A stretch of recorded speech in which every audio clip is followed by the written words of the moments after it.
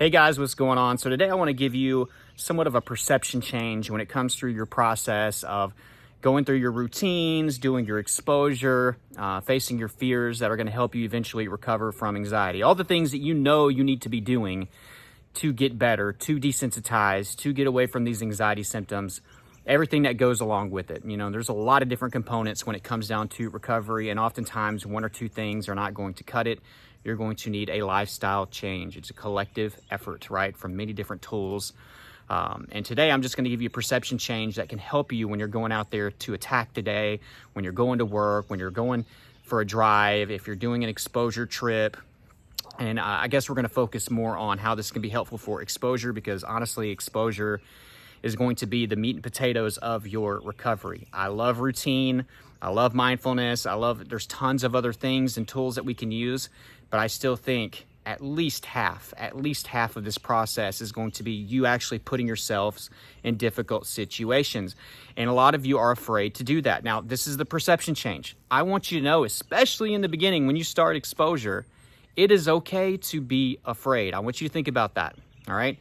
It is okay to be afraid. Now, this is kind of complicated. There's a lot of different things that kind of go into this. I don't want you giving fearful responses, because we know that amplifies the symptoms or the panic. So you get in a car, your chest starts to tighten up, and you know you have driving anxiety, right? I don't want you saying, "Oh my God, is this going to be a heart attack?" or "Oh my God, please go away, not again, not again, not again." I want it to be more of a given that these symptoms are pretty scary and that they are uncomfortable, right? I just want that to be a given, okay? That's fine.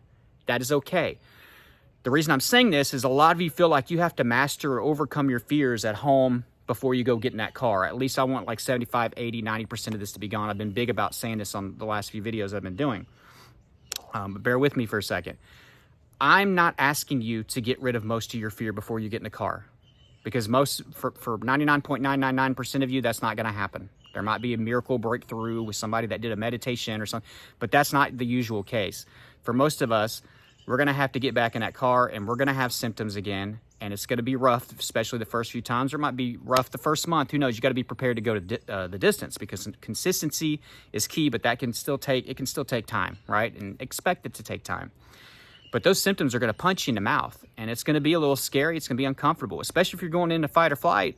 That's fear, right? That is fear. It's a survival tactic to get you to run away from something or to fight something off. So you're going to have those feelings, okay?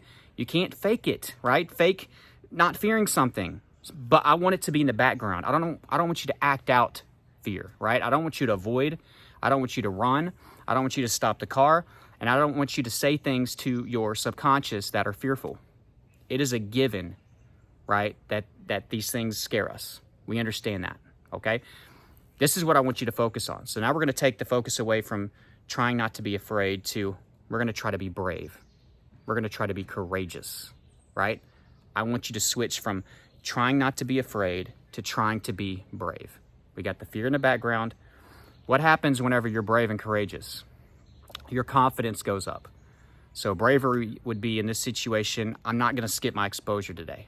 Bravery would be, I'm not going to pull over on the side of the road whenever my anxiety is getting high, right? I'm going to battle through it. I'm going to do the things that I need to do, even though I feel like crap. That's the kind of bravery and courage that I want you to show. So guess what happens? As time goes on, your confidence is going to go up and the fear is going to go down, and there's going to be a snowball effect and momentum, right? And guess what? The symptoms are going to start to dissipate, and that's going to make you even less fearful about the situation. So the fear is going to go down eventually. It's a slow process for many of us. We got to slowly desensitize, okay? But that's fine. Things take time. So next time that you're practicing your exposure, or you're trying to go through your routine, you're trying to use a tool that can help you with anxiety, and you're met with resistance and you're met with symptoms, let's stop focusing on not being afraid, or honestly focusing on the fear, and let's go over to focusing on being brave and being courageous, and let's just get through this. And let's do the things that I know I need to do in this situation. Let's focus on that. Focus on bravery and being courageous whenever you're met with these symptoms. Do you think somebody going into battle that's been through their boot camp and their training and all that stuff don't have some fear whenever they're going out and people are trying to kill them, right? To shoot them? They have to be brave. They have to be courageous, you know. I don't want you to take that same type of energy. I know it's not exactly the same thing, but anxiety can feel like we're going out into a battle. You know, whenever you have really bad health anxiety or cardiophobia, like me going out to exercise, I really did think that there was a decent chance that I was going to die doing that. So eventually I had to be brave enough to, in my opinion, at that time, risk it. Even though there wasn't any risk, I'd already gotten checked out, and there was no chance I was going to die by doing the jogging. But I felt like it was risky business. But I showed bravery and courage, you know, and a little bit of harnessed anger, right, to help me show that bravery and courage definitely helped. I was tired of the situation that I was going through, and I was tired of suffering. And I was like, I'm just going to start trying to be courageous and brave. And the big first act of bravery was me going out there and running whenever I thought there was something wrong with my heart. So that's an extreme version of this, okay?